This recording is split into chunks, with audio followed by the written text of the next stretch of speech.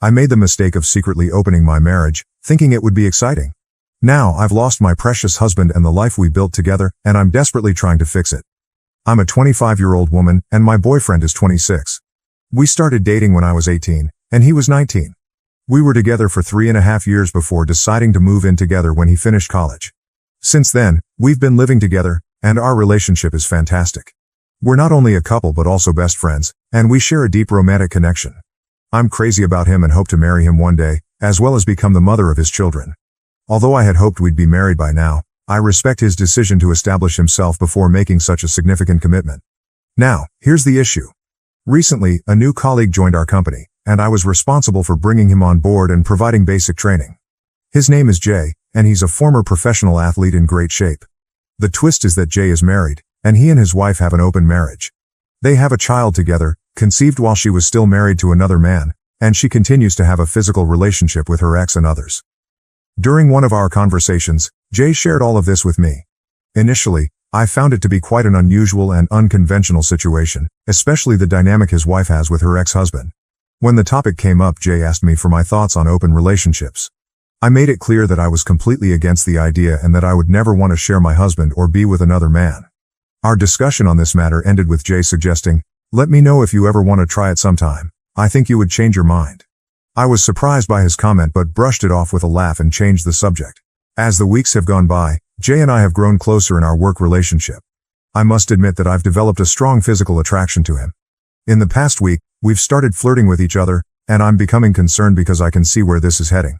I haven't discussed any of this with my boyfriend because I know he would end our relationship immediately. It's not that he's possessive, but he firmly believes in the concept of one woman and one man in a relationship. Even just flirting with Jay would be a major breach of his trust. I've decided to take a risk and talk to my boyfriend about open relationships to see if he's interested. For those who have experience with this, I have a few questions. 1. How did you initiate the conversation? 2. What did you say? 3. What happened to your relationship with your partner? Did it improve or worsen after opening it up? I talked to my boyfriend about it, but he immediately rejected the idea. I didn't directly ask for an open relationship. Instead, I mentioned Jay. I told my boyfriend that Jay was a new colleague and that my coworkers mentioned he and his wife were in an open marriage, and she still had a physical relationship with her ex-husband. My boyfriend's immediate response was, "That's just disgusting." He went on to say that Jay must be foolish because no man would accept his partner being intimate with another man.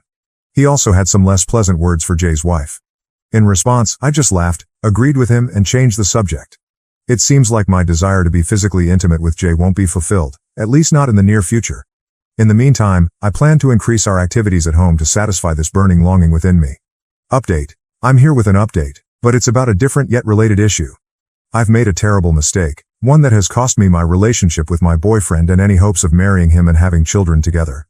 If you remember from my last update, I mentioned that my boyfriend had rejected the idea of an open relationship, and I decided not to pursue it any further. Well, a week later, my boyfriend went to Chicago for a trade show, and I was home alone from Tuesday through Thursday that week. On Tuesday morning, Jay and I were flirting heavily in the office, and during our lunch break, we went to his apartment and were intimate. I deeply regret this now, and I can't believe how foolish and selfish I was. We repeated the same on Thursday. While the physical aspect was satisfying, it didn't compare to what I have with my boyfriend. Jay has an attractive physique, but he couldn't match the emotional connection I have with my boyfriend, so our encounters felt empty. After our meeting on Thursday, I had planned to make it our last, but I didn't want to hurt Jay's feelings, so I didn't say anything. That day, on a different note, I was shocked by the way Jay and his wife live. Their apartment is packed with exercise equipment, and it's in disarray, with clothes scattered everywhere and things out of place. My boyfriend and I are quite tidy, so this really bothered me and somewhat detracted from the experience. Sorry for going off topic, but I needed to get that off my chest. It really bothered me. Moving on to Thursday, my relationship with my boyfriend and my hopes for a happy life took an abrupt turn when I arrived home. My boyfriend was already there, and I could sense something was wrong. He was standing by the door, wearing his coat and holding his car keys. I was excited to see him and tried to kiss and hug him, but he kept me at arm's length with his hand. Then he said something that shattered me.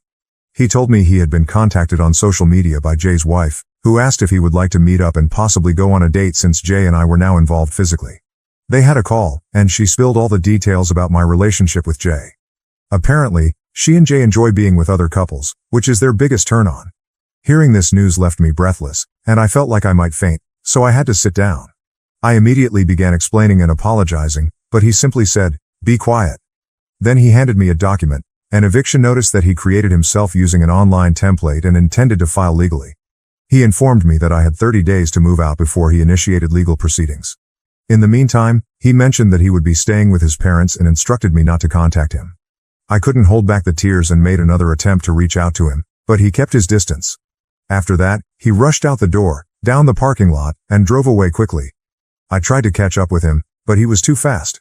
For the next 3 hours, I attempted to contact him, but he didn't respond. I then called his mom to inquire if he was with her. She confirmed that he was but said he couldn't speak. When I asked if I could come over, she firmly declined, stating that I was no longer welcome there. Hearing her words tore me apart. I tried to explain that I had made a terrible mistake and would never hurt him again, but she responded with simple acknowledgments like okay, and yeah, and asked if I had anything else to say. When I declined her invitation, she simply said, "Take care and have a nice life," before hanging up on me. I felt miserable throughout the night and kept sending texts to my boyfriend, some of which now seem crazy when I look back on them. Among other things, I repeatedly apologized, professed my love for him, and emphasized that he was the only one I loved. I also sent him a text where I stated that the physical relationship with Jay meant nothing, that it was just a foolish experiment, and that he was far superior. It might not have been the best thing to say, but it was true. I thought maybe boosting his ego would make him break down and reach out to me, but it didn't. The following day, I drove to his office, although I didn't enter the building. Instead, I sent him a text letting him know that I was waiting outside in the parking lot and intended to stay there all day because I wanted to talk to him. He didn't respond, but around 11 a.m., I spotted him walking toward my car. Seeing his handsome face approaching brought tears to my eyes, as I love this man deeply. I hoped he would come to my side, pull me out of the car, and start hugging and kissing me. But instead, he walked around to the passenger side and got in. We spent the next hour talking, and he allowed me to express myself without interruption. Once I had poured out all my thoughts and feelings, he calmly stated that cheating was a deal breaker for him, and our relationship was effectively over. He expressed a desire to maintain a civil tone but made it clear that he wanted no further involvement with me. Despite my continuous pleas for a second chance, he remained resolute.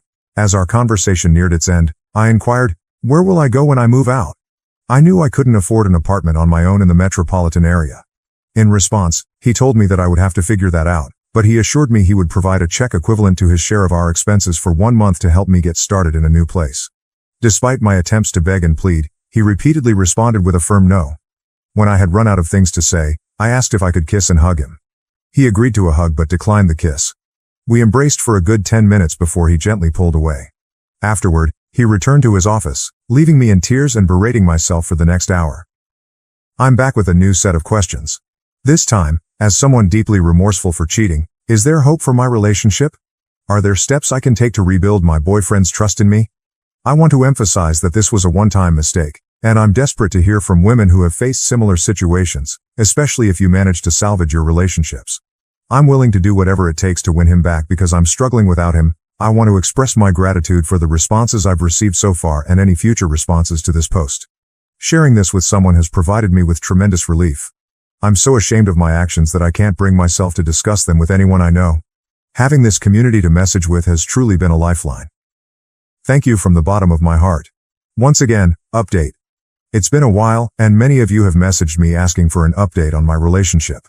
I'm sad to announce that my boyfriend and I have officially broken up. Despite my weeks of pleading for another chance, I came to realize that he wasn't going to change his mind. I ended up quitting my job and relocating to my hometown. I'm temporarily staying with my parents until I can regain my footing. I couldn't afford to live in the city on my own, and I wanted to avoid working at the same company as Jay, so I decided to uproot myself and return home. I deeply regret that he found out. Now, I feel like he has ruined my life. Yes, I understand that I can start over, but it's an incredibly challenging process. Finding a man might be easy, but finding an amazing man like my ex-boyfriend is exceptionally difficult. My grandma used to tell me that discovering a great man is like finding a diamond in a coal mine. She emphasized that if you ever find one, you should hold on to it and cherish it forever.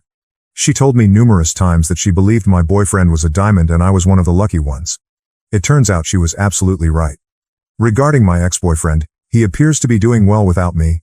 He's thriving in his job, and he has never attempted to contact me. I sent several texts during the holidays, but he never responded, so I eventually gave up.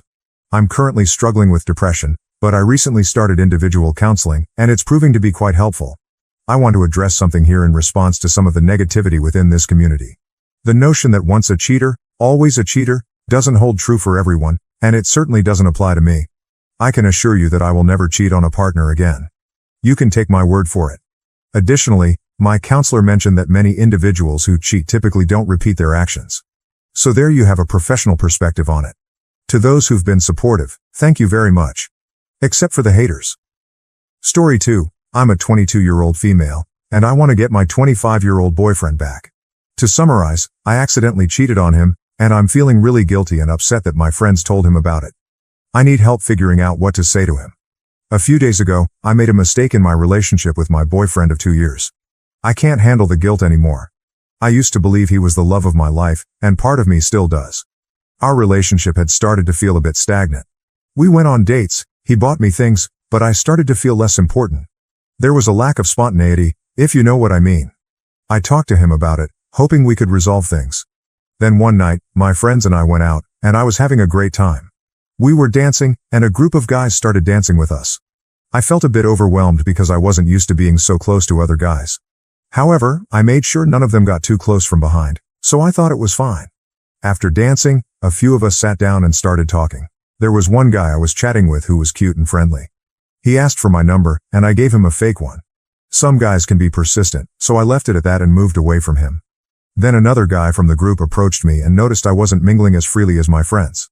We started talking, and he mentioned that he had recently ended a long-term relationship. I should have stopped there, but I couldn't resist asking him what had happened with his ex. He explained their relationship had become dull and routine, lacking excitement. Curiously, I shared that I felt the same way and asked why he didn't stay with her. He revealed that he enjoyed the freedom of meeting other women without any attachments or commitments. We continued talking for the rest of the night until my friends and I decided to leave. Before parting ways, he gave me his phone number. On the ride to my friend's house, I texted him and said I'd get an Uber and go home. However, instead, I went to his house.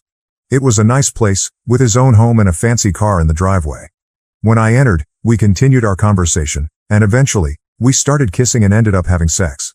Afterward, I cuddled with him and was about to leave, but we began kissing again, leading to another round of intimacy. I fell asleep in his bed. The next morning, panic set in because I hadn't intended to spend the night. My boyfriend tried calling and texting me, but I didn't respond. Some of my friends texted and even called my dad to check if I was okay. Eventually, I left his place and called my dad to reassure him that I was fine, claiming that my phone had run out of battery. When I arrived at our place, my boyfriend inquired about my well-being. Confused about what to say, I simply mentioned that I had gone to a friend's house after our outing and dozed off there. After taking a shower, my emotions overwhelmed me, and I began to cry. I never intended for things to unfold the way they did the previous night. As I finished showering, he was waiting for me. He informed me that a friend had messaged him, claiming I had taken an Uber home. Holding my phone, he explained that he checked the location and read my text messages. He confronted me, asking if I had cheated on him the previous night, and once again, tears welled up in my eyes. I reassured him that I hadn't and would never do such a thing. However, he remained silent, just standing there. I longed for his embrace, but when I tried to reach out to him, he retreated. Finally, he told me to leave before he called the authorities, so I reluctantly departed. It's been a few days since then, and I'm desperate to have him back. He meant everything to me. I've been struggling to eat, sleep, and I've even skipped my classes. I've also distanced myself from my friends, feeling that they played a role in ruining my relationship. It's disheartening that one mistake has led to this outcome. Has anyone gone through a similar situation? Is there anything I can say or do to win him back or make amends? A few days ago, I summoned the courage to return to our apartment, hoping there might be a chance to salvage what remained of our relationship. To my dismay, the apartment was completely empty except for my clothes and some miscellaneous items I had purchased myself. It felt like walking into a scene from a horror movie. The place was devoid of warmth, filled with emptiness and dampness. Everything that held our shared memories, from carefully chosen furniture to cherished moments, had vanished. It was as if he had wiped away all traces of himself from our home. Literally every possession of his had disappeared. The furniture, appliances, even my laptop, a gift from him, and the food he had stocked in the fridge, all gone. The apartment had been stripped down to its bare essentials. The only thing left in the fridge was a bag of pretzels that I had bought for myself. He had taken everything he had brought when we first moved in together. I was overcome with panic and tried calling him, but he didn't answer. I felt shocked and abandoned. Who could do such a thing? Did he really care so little about me that he left me in an empty house? It was as if he had vanished from the face of the earth. No response, no sign of him. I'm utterly lost and don't know what to do next. How can I even begin to make things right? Is this situation even legal? We both signed the lease, so shouldn't I have been informed if he was breaking the lease? And what about my laptop? I was the primary user, and all my files were on it. I need to recover them as well. Does anyone have any advice to offer? Update: I reached out to my ex using a different phone number. He informed me that he's finished with our relationship and has already relocated. He advised me not to search for him. While he hasn't officially terminated the lease, he has no intention of renewing it in May. He remained adamant about keeping the laptop, claiming it was legally his since he had the receipt. When I explained that I only required it to copy my files, he mentioned that he had formatted it and wiped all data, just as he had erased me from his life. So, what steps should I take next? You might not like me after hearing my story, but remember, you're here for a tale of revenge. I'm currently a 36-year-old guy. Let's change the names a bit. My ex-wife, Rebecca, is now 34 years old. Rebecca and I were what you'd call college sweethearts. We navigated college and faced the usual challenges of young college life. We tied the knot in our early 20s. I was 25, and she was 23. Our marriage had a rocky start, not immediately but situationally. I was studying medicine while she pursued accounting. Some things were fine with me, but they bothered her. Despite being married, she acted as if she were footloose and fancy-free. I have to admit, back then, I didn't see it as a problem. Now let's jump to 2016 when she landed a job as an accountant. I was pleased because it paid well, and the company owner, James, happened to be a college buddy of mine. As time passed, instead of growing closer, tensions mounted between us. She began complaining about various things. She disliked our living situation, had issues with my actions, and lost her taste for the food she once adored. I'm a fantastic cook, and she used to love my meals. Our arguments escalated to the point where she'd hurl insults at me, calling me worthless and claiming she earned more than I did. This on its own might seem like a typical part of many relationships, as most couples have their ups and downs, but if it had stopped here, I wouldn't be sharing my story. The turning point occurred when I heard from our mutual friends that Rebecca and James were spending time together with some of them. I found this odd. Why would she hang out with him? Why were they socializing with our mutual friends without me knowing? I confronted both of them, and they explained it was a last-minute plan that didn't include me because I was working and out of town that day. Maybe they'd planned it in advance, I'm not sure. So, I let it go. Then came 2017, the year my marriage fell apart. I became increasingly suspicious. For those of you in relationships, you know it's a warning sign when your intimate life suddenly vanishes. I grew more paranoid, and whenever I tried to discuss things, I was met with resistance. I'm not perfect. I started yelling at her constantly, demanding answers, because something felt amiss. Your closest person in life seldom talks or spends time with you, and they insist there's nothing wrong. Does that seem normal? It can't be. This should have been a fantastic year for us. We had both paid off our student loans, and we were reaching our financial peak. It should have been a great time. My friends and I had the idea to open a small medical shop as a side business. One of those friends was Saladin. He suggested we celebrate at a pub. While we were there, I noticed a woman who looked exactly like Rebecca. It wasn't too alarming, but it caught my attention. She was dancing with another man, and the lighting was dim. As I got a closer look, lo and behold, it was Rebecca and James dancing hand in hand. I could say it didn't bother me much because they are friends and colleagues, right? I was there with my colleagues, and she was with hers. But of course, it was bothering me. So, I decided to send her a text asking where she was. She usually heads home at this time. She replied that she was already at home. Now, that was a major red flag. A huge red flag, almost like a communist parade. I told her to stop lying because it was clear she wasn't being truthful. She seemed to get paranoid and texted that she was on her way home. After that, she left the pub, and I followed shortly. On my way back home, I knew I needed to have a direct conversation with her about James. So, when I got home, I did just that. I asked her face to face about James, and her reaction was as if she had seen a ghost because she clearly wasn't expecting that question. The way she reacted was far from what I would consider normal when asking about a friend. She mumbled and tried to play it off, but as I listened to her speak, I already had a strong suspicion that something was seriously wrong. That night, my curiosity got the best of me, and I decided to snoop through her phone. Please don't judge me, but I felt compelled to find out the truth. We had known each other's passwords, but she had changed hers, so I couldn't access it. However, the following day, while I was snooping, I managed to get it. I know it's not the best course of action, But I was desperate to uncover the truth. And there it was. A multitude of texts, countless questionable pictures, degrading comments, and even her referring to him as daddy. My wife and I had made a promise to each other that we would always be transparent and open if there was anything we needed to explore. Unfortunately, she broke that vow too. She shared with him how thrilling she felt that night at the pub. I went through everything. What hurt the most was that she had told me herself that if either of us ever got bored in the relationship or needed to spice things up, we would let each other know. She shattered everything. I couldn't look at her the same way anymore. I went to bed and cried deeply into the night. I want you to know that I had thought about coming up with a plan to get back at her secretly, but I didn't. I was overwhelmed with anger and emotion. The next morning, I made the mistake of confronting her without any evidence in hand. She yelled at me and stormed out, accusing me of being abusive and insane.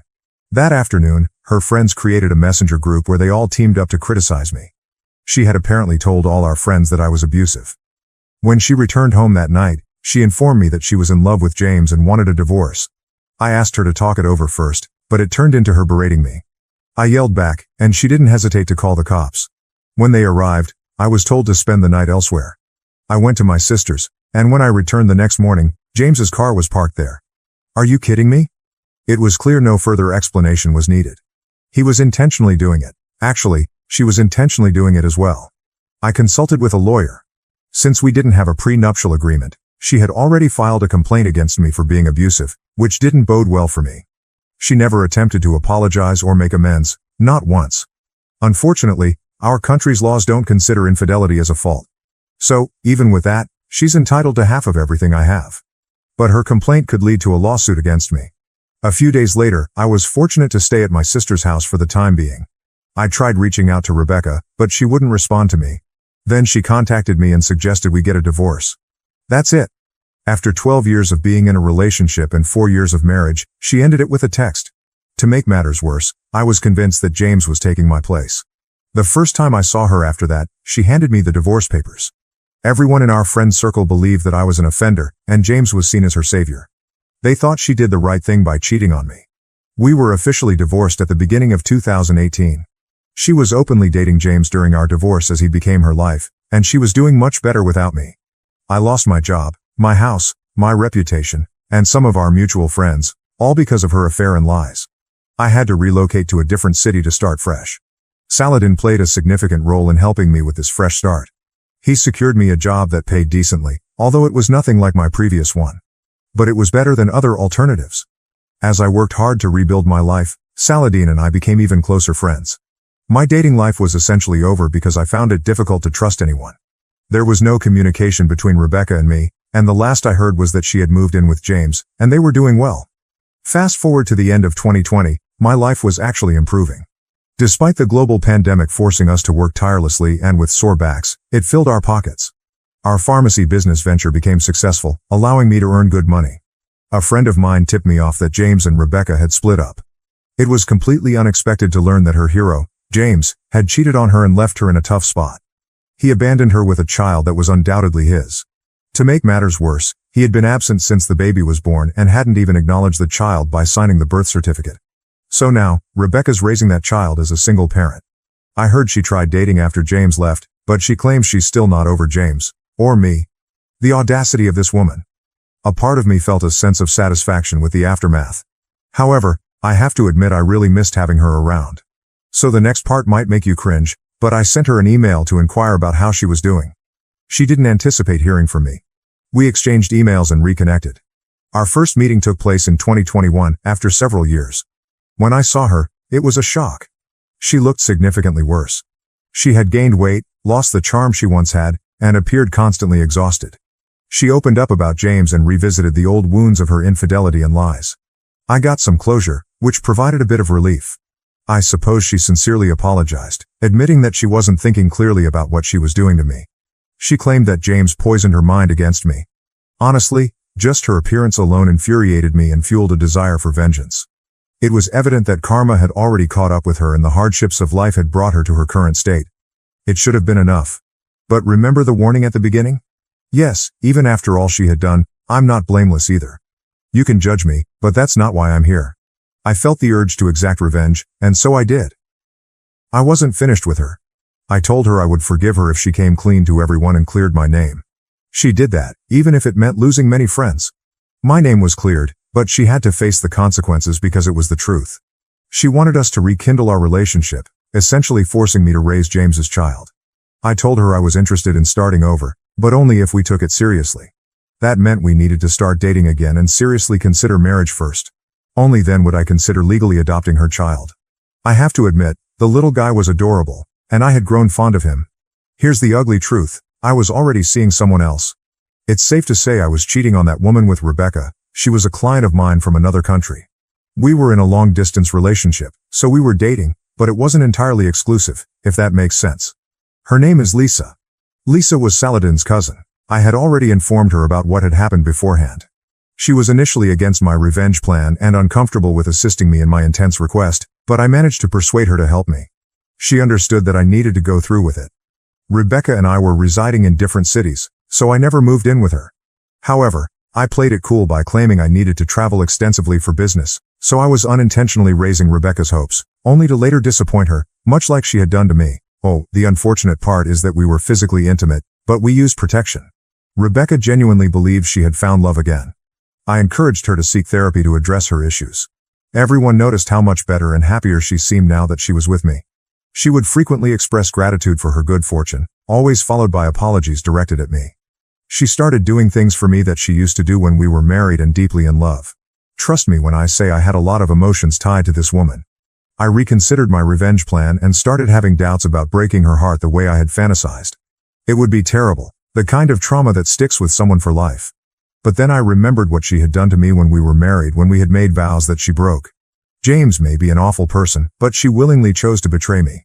She never thought twice about breaking my heart, so why should I hesitate to think about hers? So I decided to proceed with my plan. Her birthday was approaching last October, and lockdown restrictions had eased up. Someone important to me, Lisa, was in my city. As a birthday gift, I invited Rebecca to go ring shopping.